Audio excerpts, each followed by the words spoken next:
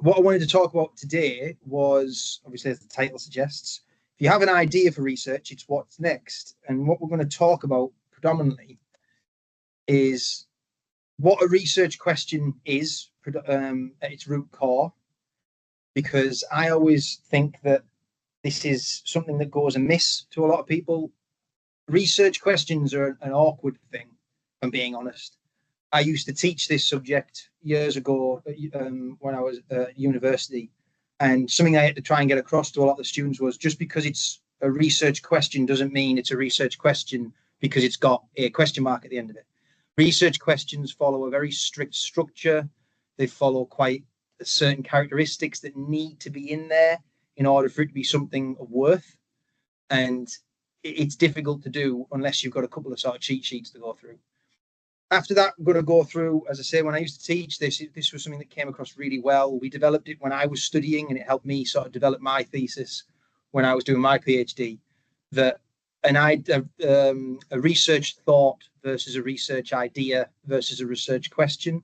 And the reason they're in that order is because usually the best research questions come about from a thought, but there's this aspect of clarity and refinement that's got to go through in order to get it from a thought into a question. And ultimately, there's always several questions inside of every idea, and then there's several ideas inside of every thought. And that's why a lot of researchers have made essentially a career out of exploring one research thought their entire lives, and then chipping away at all different aspects of that thought with different ideas and ultimately different questions.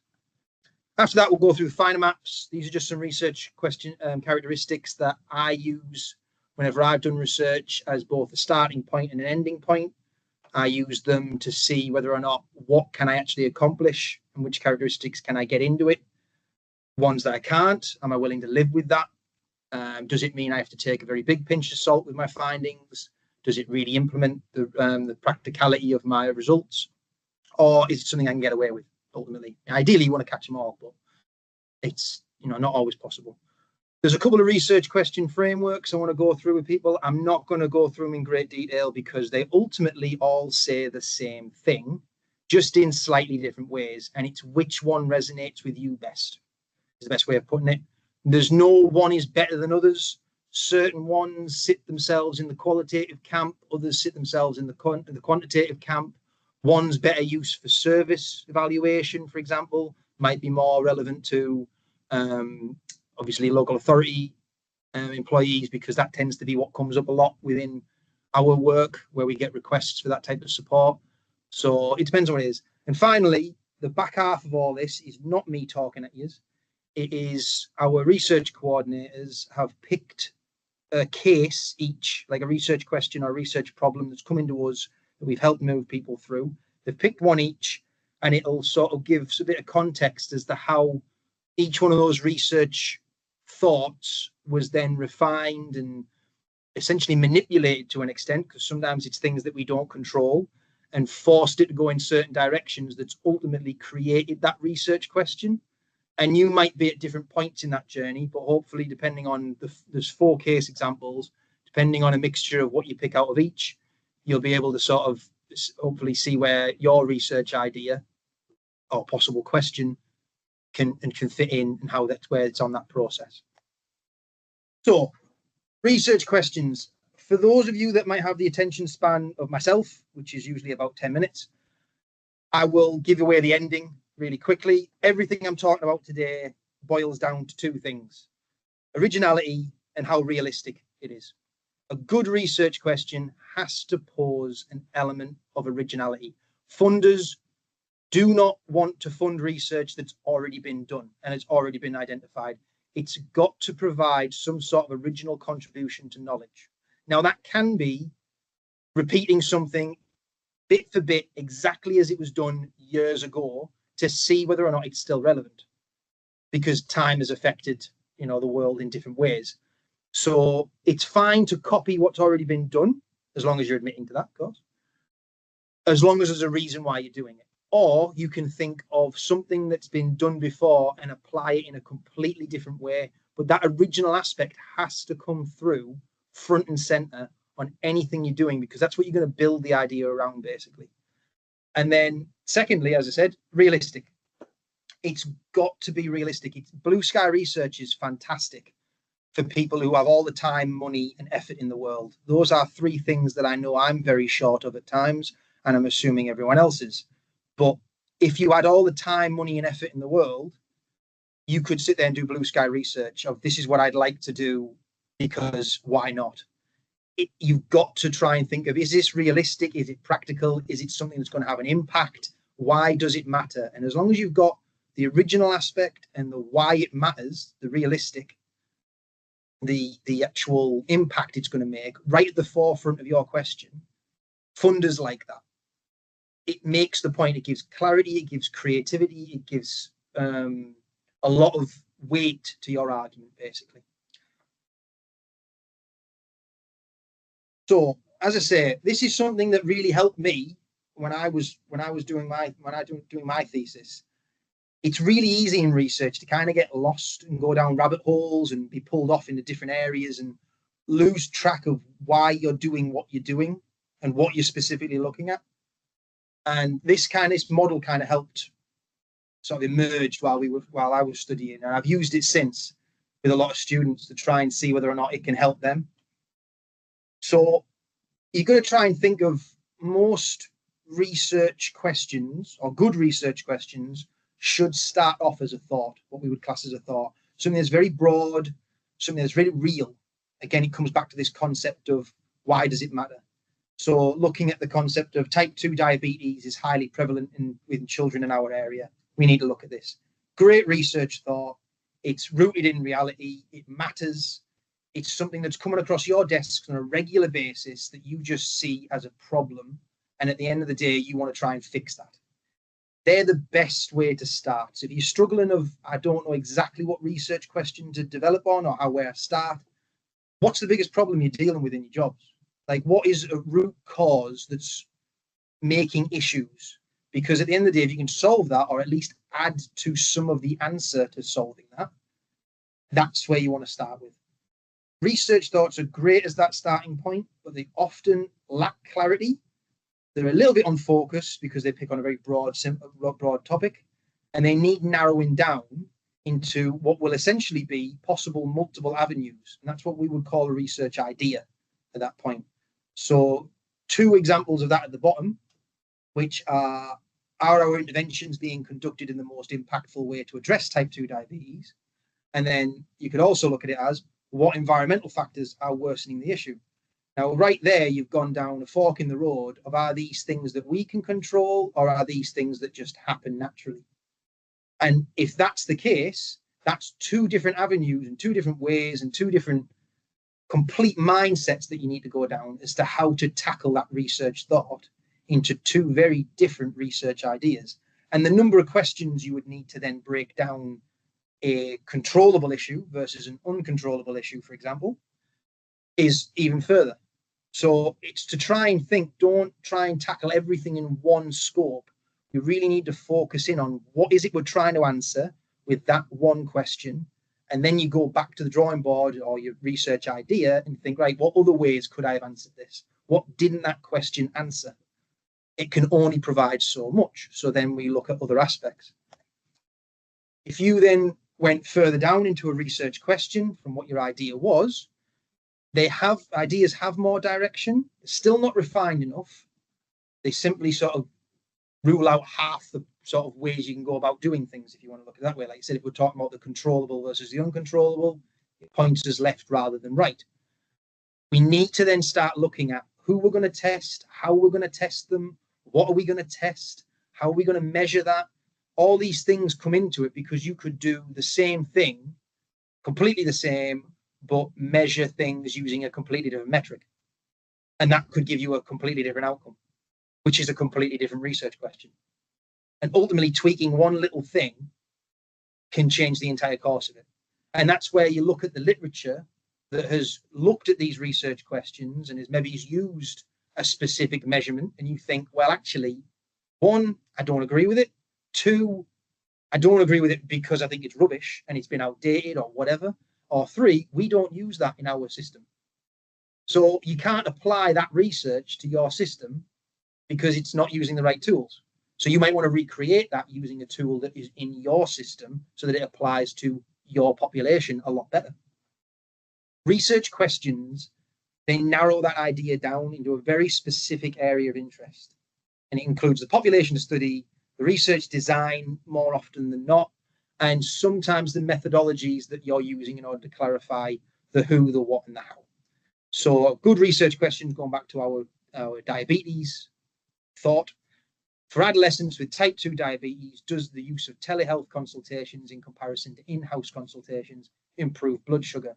Straight away there, we've said who we're going to test, what we're going to compare what against, and ultimately, I know certain academics that would probably complain about this research question because they would argue you haven't said exactly how you're going to measure blood sugar.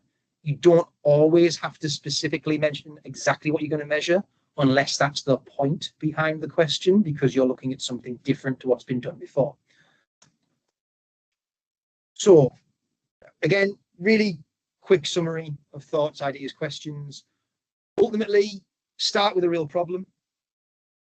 And the original contribution of knowledge is the big thing. As I say, they're the two aspects you need to come across from this, is that it's always looking at how original is something. That can come from the research that you look at.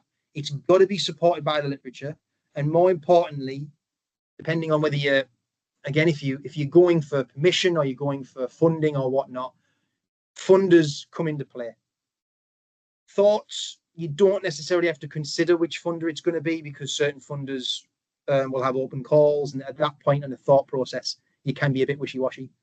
Once you're getting down to specific questions, you've got to really think about who is it you're wanting to pose this question to in order to fund your project. That's something we can help you with.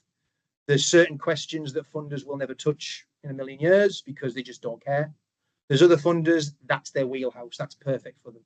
So ultimately, it can be dictated a little bit by where the money's coming from. Fortunately, it's the way of the world. But it's something you need to consider when you're doing your research questions. Again, all the slides are available. I'm not going to go through everything on every slide because we haven't got enough time. And you guys can read. So next, characteristics of a good research question. I mentioned this at the start. I use these as a checkbox both before and after I've come up with what I consider to be my question. And it's just to make sure whether you've got them all in there. There's certain ones that are non-negotiables in terms of research. I think as I say, the novel aspect, the measurable aspect, the value, and most importantly, what separates research from just basically asking questions is the ethical nature of it. Research will be supported by some sort of ethics committee. So you need to make sure you're getting past that. There's no point designing a question that's unethical, whether it be the way you're asking it, what you're asking, or even possibly the way about you're going to go about measuring it. If they're going to break any of that, you've got to go back to the drawing board and rejig it. So, as I say, feasibility, one of the worst projects that's ever come across my desk before when I was working at the university was a student that wanted to work with professional rugby players, did a perfect study all about design-wise, fantastic, wrote it brilliantly. And my only question to them is, well, based on your design, you need around 60 professional rugby players to do this.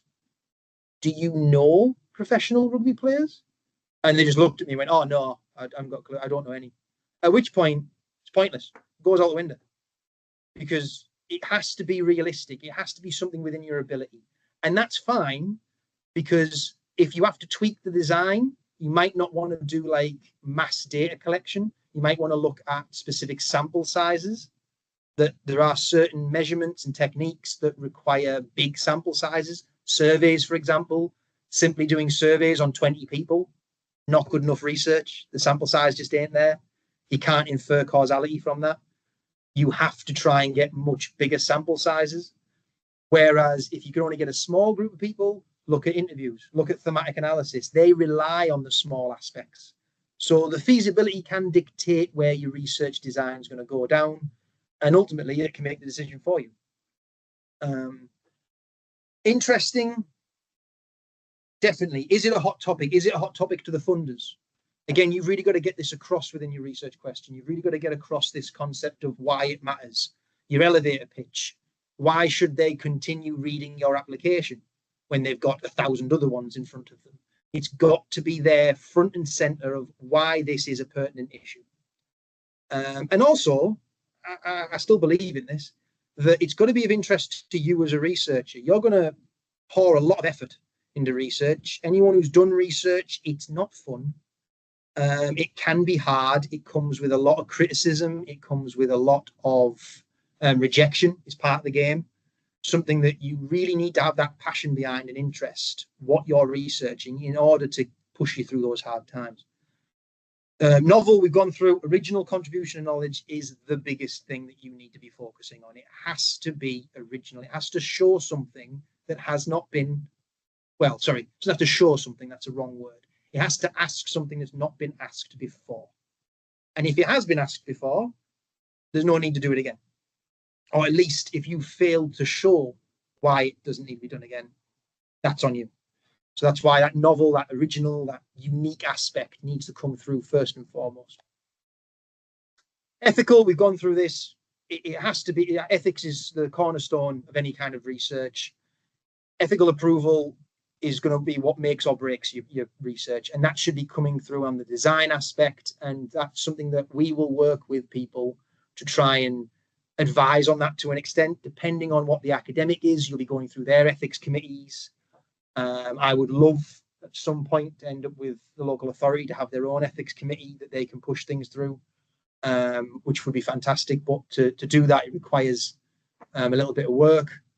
Different ethics committees within different universities, even within the same university, they all have several ethics committees. Some are harder than others. Clinical research, for obvious reasons, every I needs to be dotted and every T needs to be crossed in order to make sure it's completely safe.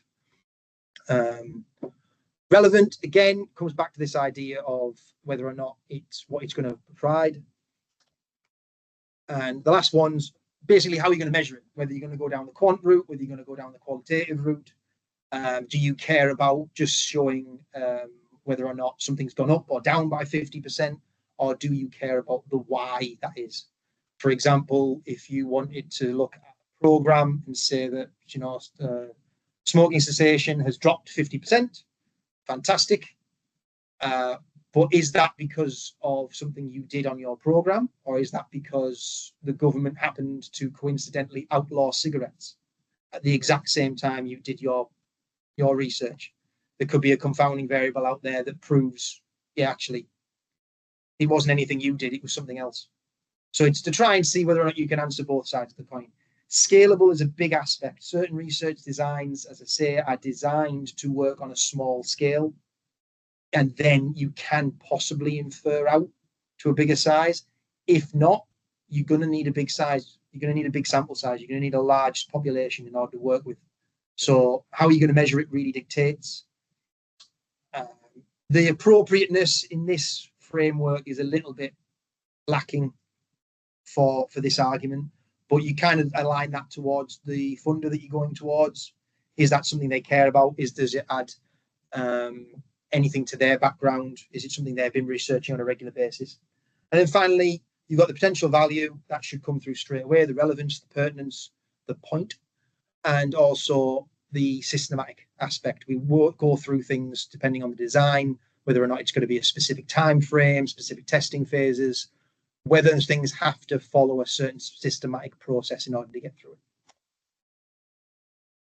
Okay, frameworks. This is just to try and put those characteristics into a little bit of a context for you.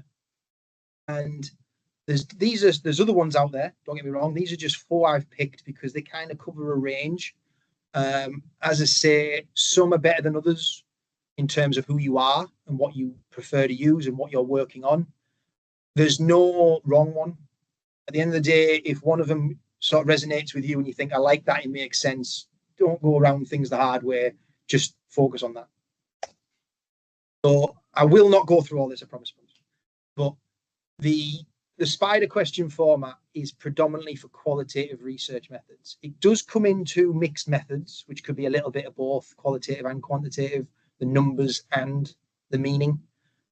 but it's predominantly for qualitative, and it's for topics that are focusing on samples rather than populations. So again, I think this could be quite pertinent for some of the research that's going on in the local authority. You can't necessarily work with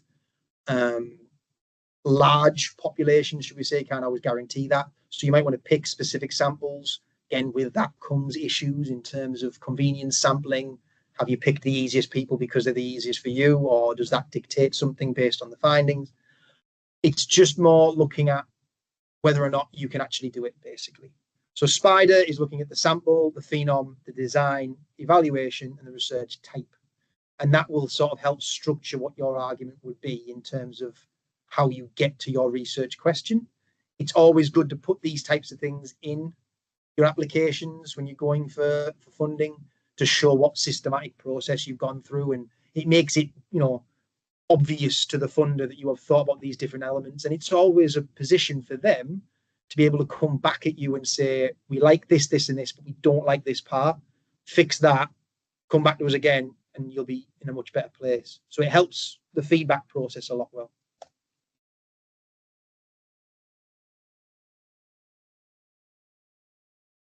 Eclipse, basically, other side of the coin, what was looking at quantitative, this one's looking at ideally qualitative research topics.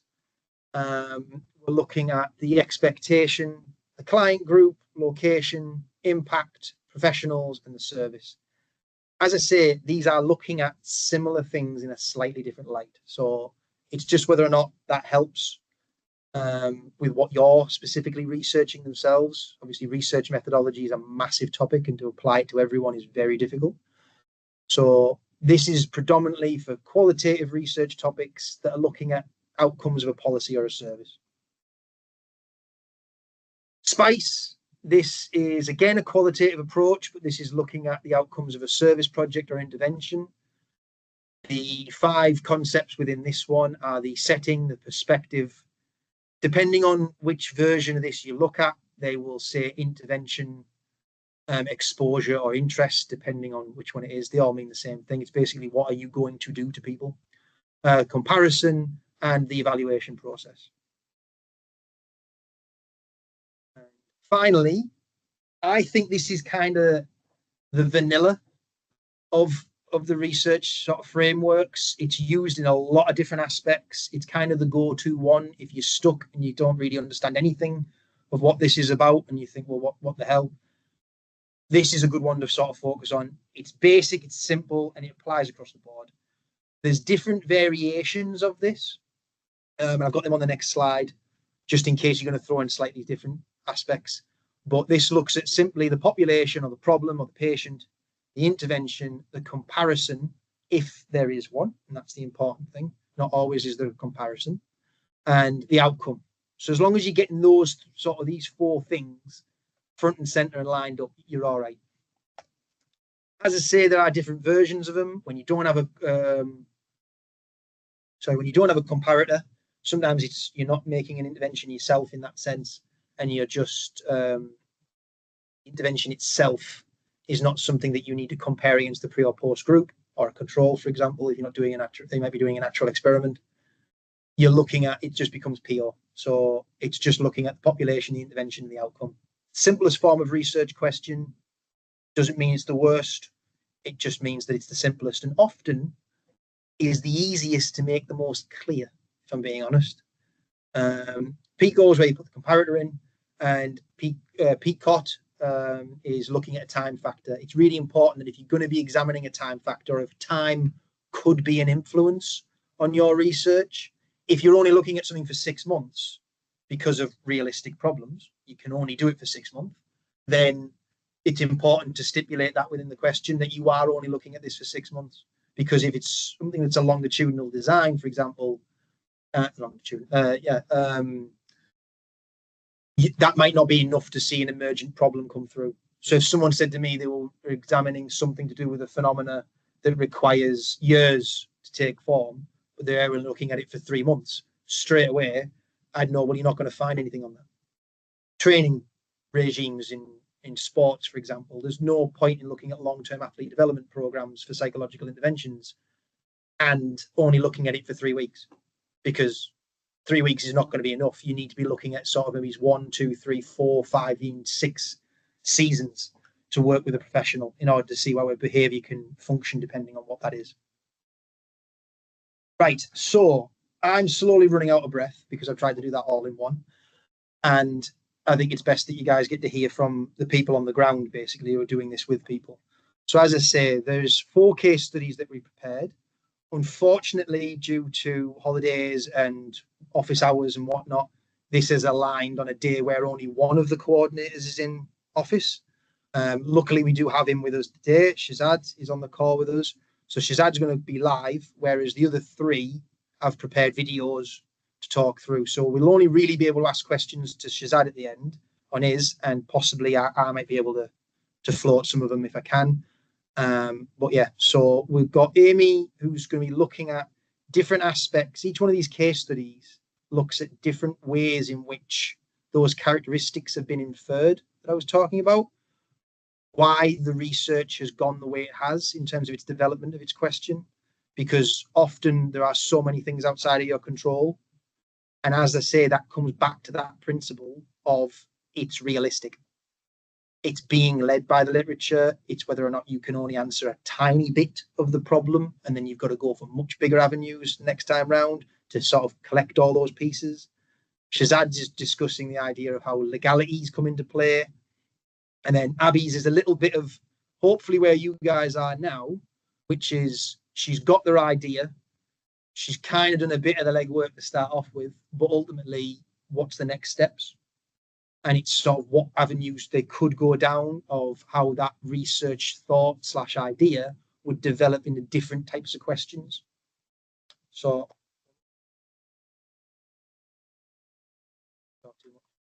okay, so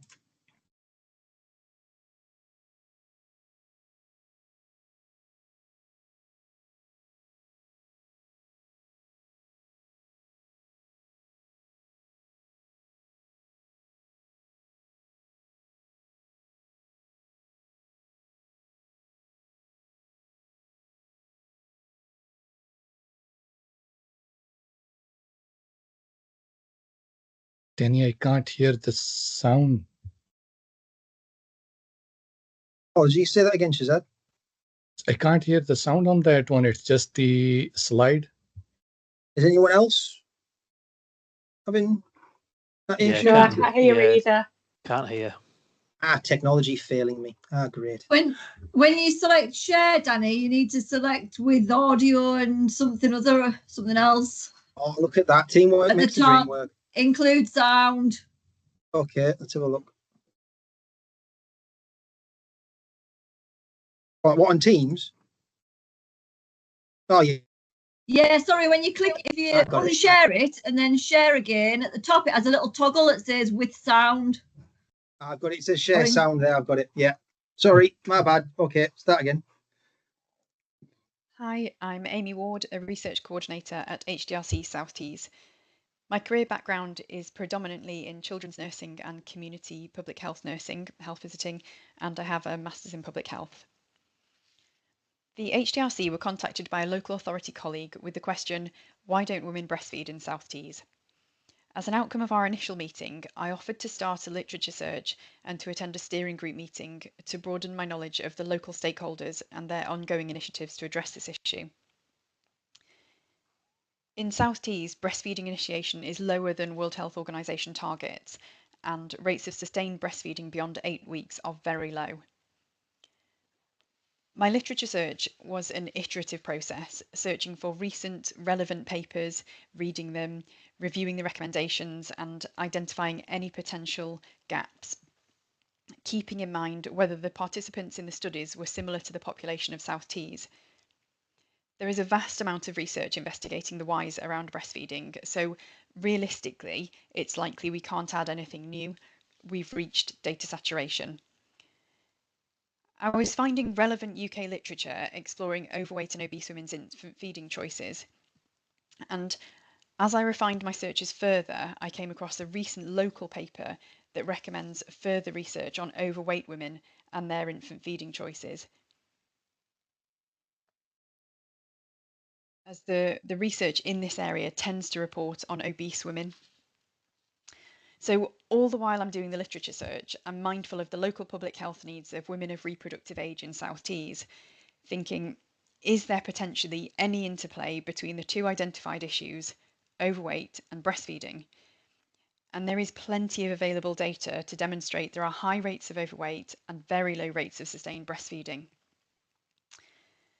So I'd gone from this huge global evidence base covering every aspect of breastfeeding to the national picture exploring maternal obesity, to finding locally produced research which highlighted a gap and gave further research recommendations. And this is what will direct potential research and what moved the question on from the original why don't women breastfeed in South Tees? It's the literature itself that guided me. My take-home message is really about building your knowledge of the current evidence base whilst considering your local demographics. It just is an iterative process. You just keep refining, being directed by the research until you either find evidence that answers your question or you identify and try to answer. Thank you. Hi, I'm Amy Ward. No, not again. So I'm assuming everyone could hear that then, otherwise people will just let me go through that. Right, we've got, so next up is Kat discussing how different aspects of examining a research case has led to multiple research questions coming out as a result of that. Hello, my name's Catherine Harbin. I'm a research coordinator within HDRC South Tees. I hold a Master of Public Health and I'm an NIHR pre-doctoral fellow. Middlesbrough Council have approached HDRC to look at temporary hearing loss in children and the impact that this is having on their education. The STAR service within Middlesbrough supports children with permanent hearing and vision loss, but at the moment does not routinely have children referred into them who have temporary hearing loss. Temporary hearing loss can be things like blue ear. Children are having education significantly impacted by various different factors, and one of them being wait times within the NHS, sometimes being 1.5 to 2 years long. Other children that present with other areas of SEND needs are also being impacted and are being referred on to other pathways, such as the ADHD pathway. We already have our population, when we look at the PICO model, and our population would be school-age children in Middlesbrough with those with temporary hearing loss. We don't have an intervention yet. We're not sure what that would look like. We're not sure of the design of the research and any comparisons that we may use, but we do know what the outcome is. We know that we want improved support and provision within schools and within our local authority that look after children with temporary hearing loss and support their needs. The first job was to connect Middlesbrough Council with Newcastle University and have a conversation with an EMT surgeon / academic to discuss what we can do and potential research that we can conduct. Now, through collaboration, connecting and communication, bringing these two bodies together, we found that actually, yes, waiting times are an issue across the board and definitely something that would be worth looking at. But also through conversation, the EMT surgeon actually highlighted that he hadn't heard of the service before and actually didn't know that actually Newcastle did have a similar service looking after permanent hearing loss and vision loss within children, and he could actually refer into that service. So this highlighted that there's a bit of a disjoint in the system, and it's definitely something else that needs to be addressed to make sure that all children that are with hearing loss are being referred into support services. But also through conversation, it was highlighted that this costs a lot of money. It costs the local authority a lot of money, but also it has a massive economic impact on the NHS as well. So another line of avenue that we can go research project would be looking at the economic impact. So just through one conversation, we can see that actually the research can be sent within 3 different directions and potentially more depending on different conversations that we have in the future. And that's how it works. The research idea can come in, but actually through conversation with relevant stakeholders. That doesn't have to be the NHS, it doesn't have to be an academic, it might be with the community, with PPIE work, it might be with another professional, it could be with a school teacher, it could be with other areas of the local authority, it could be with another local authority. Conversations are had that actually highlight that there's various different dimensions to one question. And we need to address all of these dimensions to be able to get to the bottom of the issue. As we can see in our example that we've given today, that could be an economic direction, to look at the economic impact that this issue is having on both local authority and the NHS. It could be a system issue and actually look at where communication isn't quite getting through and awareness isn't quite there, to make sure that we're addressing the issue and making sure that all children are being supported. It could be a population direction and actually looking at different populations within a larger population to see how the impact affects different people. It might be a social economic issue.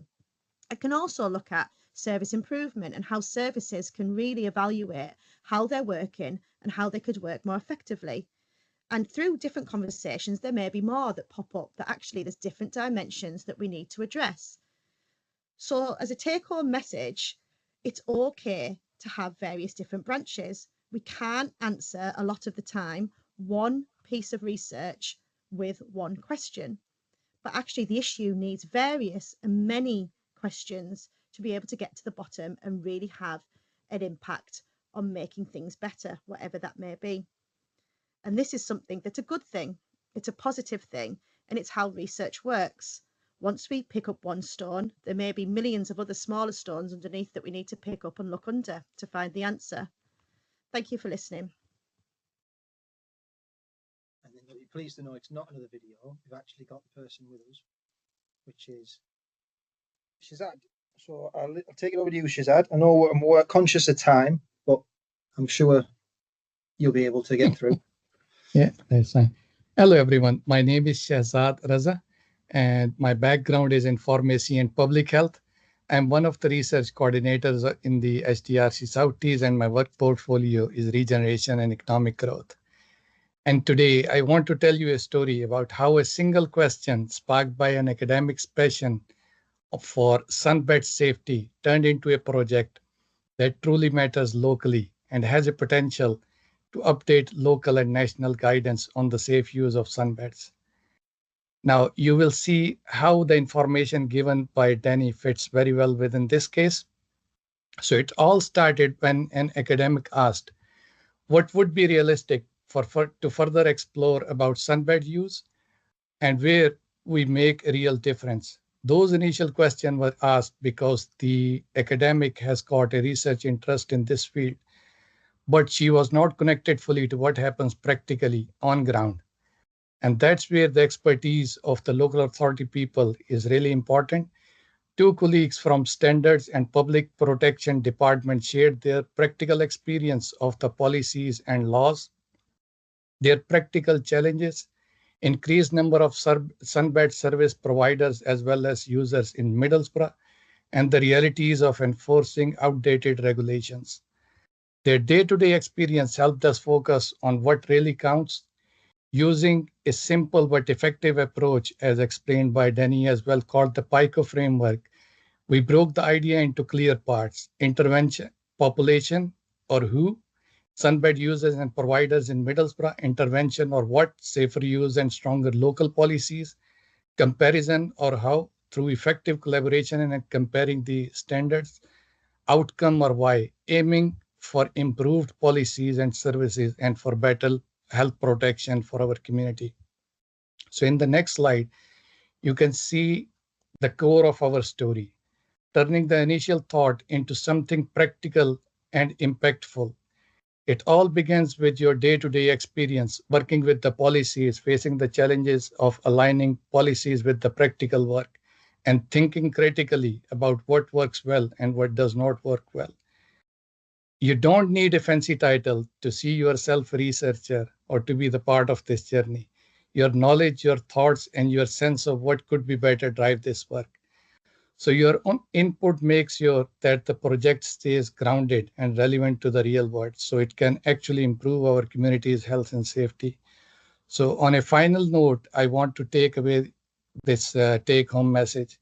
Your everyday work, your observations, and your thoughts are where the real change starts. When you share what you know, you are already making a difference and on a journey to research.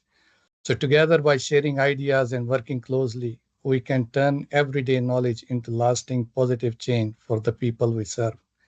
Thank you very much for being an essential part of this journey. Back to you, Danny. Thank you. Thank you, Shazad. You always put it in a Disney Hallmark kind of way, don't you? Perfect. Okay, so last but not least, we've got Abby's video, and as I say, Abby's is an unfinished piece of work at this point. It is literally just where this is her piece of research that she's looking at on her dissertation, and she's only literally at the very, very start of it. If you wanted to think of it as running a marathon, she probably hasn't even started mile 1 yet. She's literally doing a sort of a legwork in order to try and get to the starting line. So it's halfway through, it sort of stops, and that'll give her an option for people to be able to give their thoughts of where they think she could go next. And then if there isn't any, or if there is some, that's brilliant. We can then play the rest of it, and she's come up with what sort of 3 options she's looking at going down. Hi everyone, my name's Abby List and I'm a research coordinator for HDRC South Tees.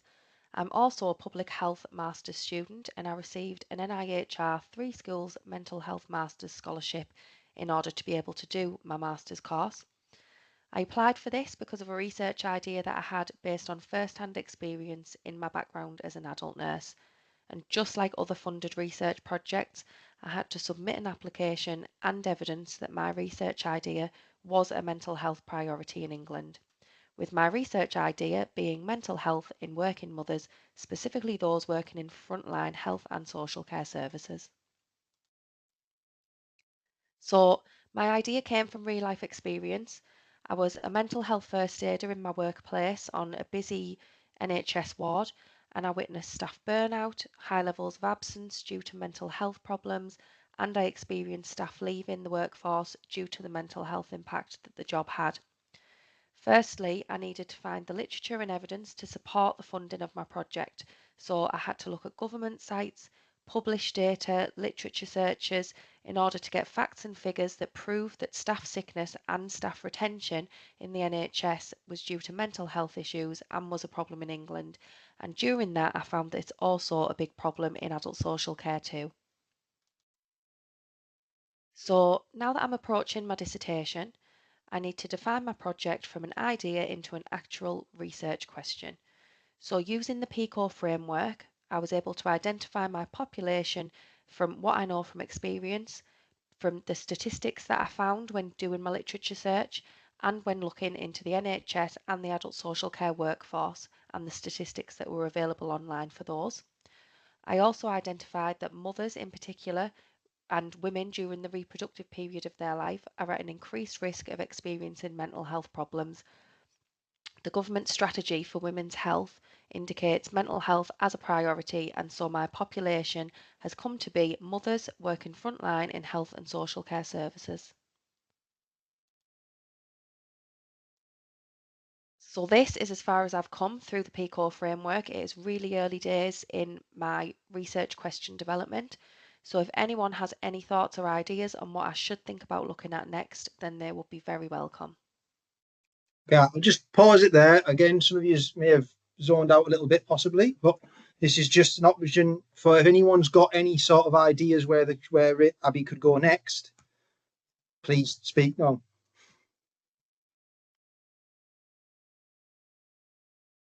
Amazing how loud silence is, isn't it?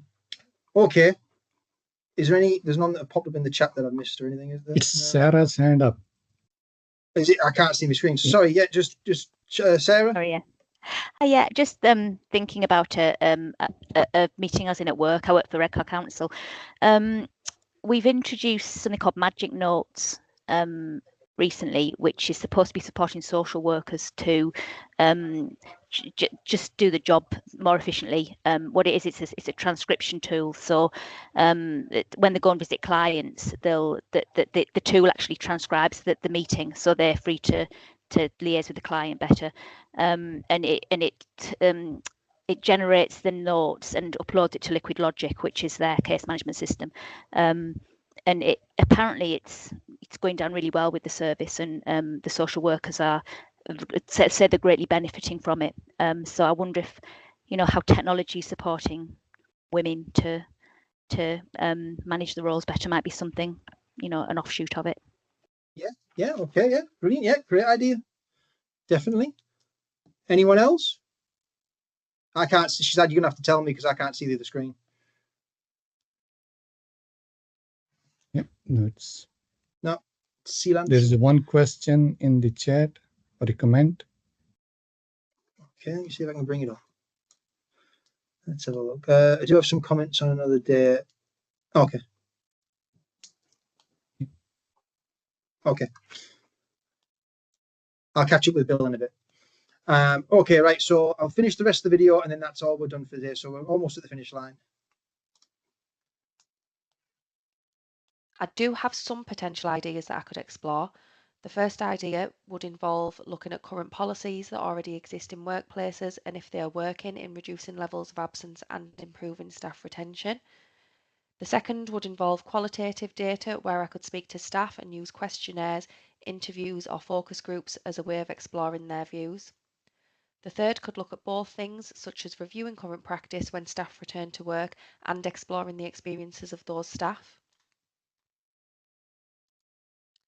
And my take-home message from all of this would be that sometimes you don't really think about a research idea or that there's any area where you would feel that research would benefit, but sometimes it can be right in front of you from real life experience, either with the people you're working with, the staff you're working with, or a real problem that you see day to day. And that is where you can start to develop your own research question using your knowledge and experience, which can support the decision making. Thank you. Okay, docs. So just to sum up, we're at the end now. As I say, originality, realistic is the two things you need to focus on. And I really doubt any good research has ever been done on its own. It's all about collaboration to get that original aspect, because you can't provide every aspect of that research on your own. That's where the HDRC comes in really well, in that if you need someone who understands the literature, the sort of landscape, the research landscape, the topic knowledge, that's an academic usually that's been devoting their life towards this for so long. If you want to understand the actual real world, what it's like going on, that's, your local authority. They understand what the position is right now and what the problems are they're dealing with. If you're looking at methodologies, if you're looking at different aspects of research, funding applications, sometimes this is like when you were back in school, and really it's not how well you can do how good you are in terms of knowledge, it's how well you can pass the test. Some people are just better at writing essays, or they can memorize things a lot easier. Sometimes it's as simple as how well you write this in an application.